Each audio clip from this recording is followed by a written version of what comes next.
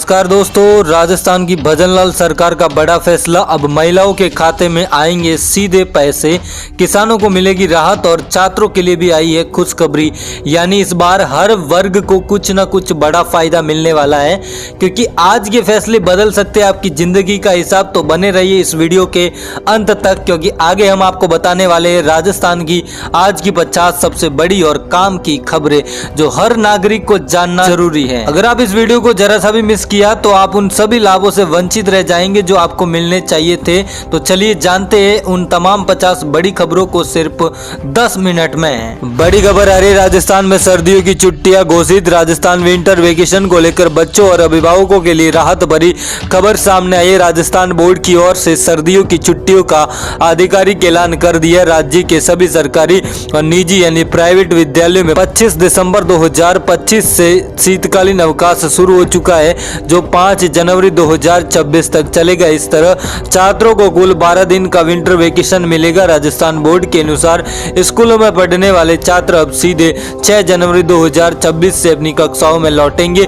ठंड के बढ़ते प्रकोप को देखते हुए ये फैसला लिया गया है ताकि बच्चों की सेहत पर किसी तरह का नकारात्मक असर न पड़े। बड़ी खबर मौसम पर नजर डाले तो राजस्थान में बीते सप्ताह से जारी शुष्क मौसम के बाद अब फिर से सक्रिय हुए पश्चिमी विक्षोभ की असर से सर्दी तीखे तेवर दिखाने लगी है। हिमालय तराई इलाकों में हो रही बर्फबारी के साथ विंड पैटर्न में हुए बदलाव से अब मरुधरा के मैदानी इलाकों में बर्फीली हवाएं दस्तक ने ठिठुरन बढ़ा दी है। मौसम विभाग ने अगले 2 दिन प्रदेश के पश्चिमी दक्षिणी हिस्सों में मौसम शुष्क रहने की संभावना जताई है, जबकि उत्तर पूर्वी भागों में घने कोहरे और बर्फीली हवाओं के कारण लगातार सर्दी का जोर बढ़ता जा रहा है। बीती रात शेखावाटी समेत कई इलाकों में रात के तापमान में पारा 7 डिग्री तक लुढ़क गया, जिसके चलते अब खेत खलियान में जमी ओस की बूंदें मानो मोतियों जैसी नजर आई हैं। बड़ी खबर आ रही है, अरावली को लेकर राजस्थान में सियासत तेज हो गई है।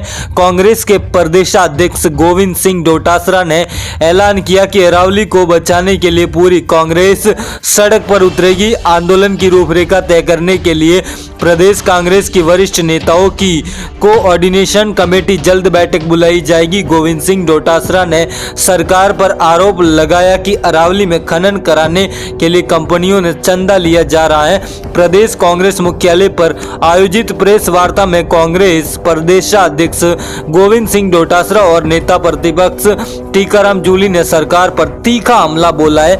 उन्होंने आरोप लगाया कि भाजपा शासन में अधिकारियों और खनन माफियों के बीच सांठगांठ हो रही है और सरकार संगठित गिरोह की तरह देश की खनिज संपदा को लूट रही है। अगली बड़ी खबर, राजस्थान में शिक्षा व्यवस्था को मजबूत देने और सरकारी स्कूलों में निजी स्कूलों की बराबरी पर लाने की दिशा में बड़ा बदलाव किया जा रहा है।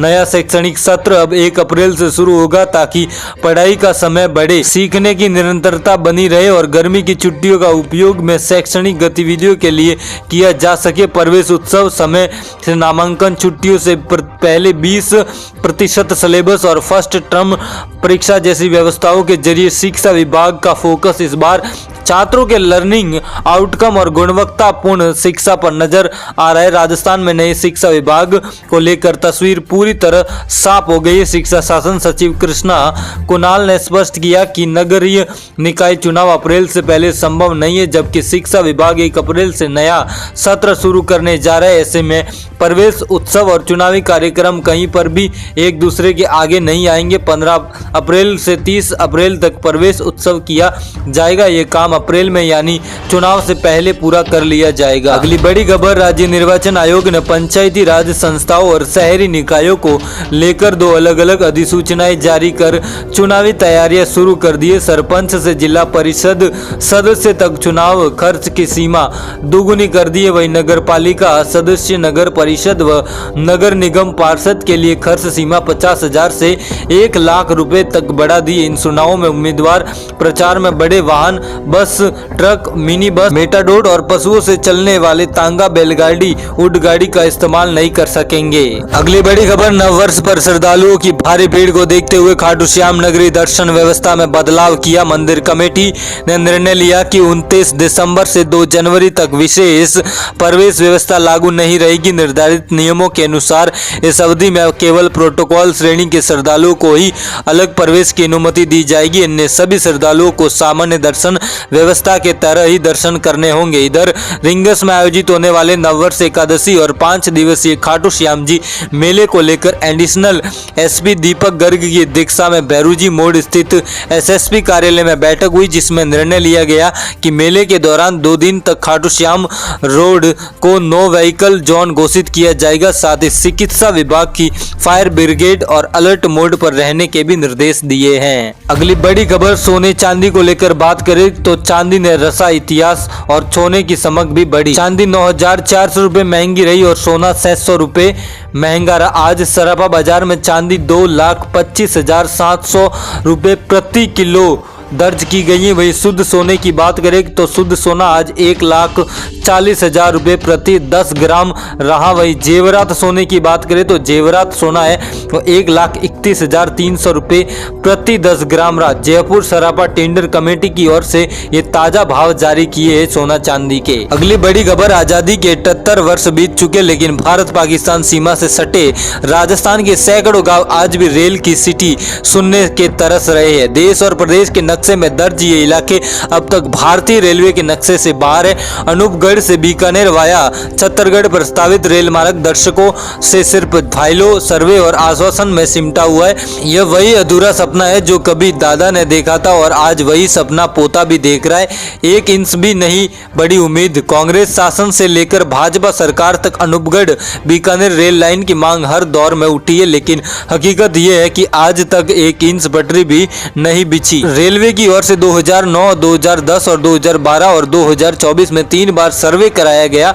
डीपीआर भी तैयार हुई लेकिन परियोजना अब तक जमीन पर नहीं उतर पाई। बड़ी खबर आ रही, जयपुर में हवा महल वाले विधायक बाबाजी स्कूटर पर बिना हेलमेट हवा खाते हुए वायरल हो रहे, जबकि प्रदेश में सड़क सुरक्षा को लेकर ट्रैफिक पुलिस है वो पूरी तरीके से टाइट है। वे हवा महल से विधायक है, इसीलिए उन्हें हवा से खास लगाव है। विधानसभा क्षेत्र की हवा खराब करने वाले वे सख्त नजर आते हैं। उन्होंने अतिक्रमण करने वालों की हवा निकाल रखी है। वे कहीं कभी भी हवाबाजी नहीं करते, जो करते हैं धड़ाके से करते। लेकिन बाबाजी उस वक्त नजर में आ गए जब थोड़ी दूर एक कार्यकर्ता के स्कूटर पर बैठकर इलाके मुआयना करने निकल पड़े। बाबाजी दोनों पैर एक तरफ करके स्कूटर सवार के पीछे बैठ गए। जब जरा सी दूर में क्या हेलमेट का बोझ सिर पर उठाना और फिर पुलिस की भी क्या हकीमत जो फायर ब्रांड बाबाजी को हेलमेट के लिए रोका टोकी करे। सवाल पूछे, बाबाजी हवा खाते हुए आराम से स्कूटर पर जा रहे थे। पीछे आ रहे दूसरे दोपहिया सवार ने जो जोश में बाबाजी को वीडियो बना दिया, उसी जोश के साथ सोशल मीडिया पर पोस्ट कर दिया।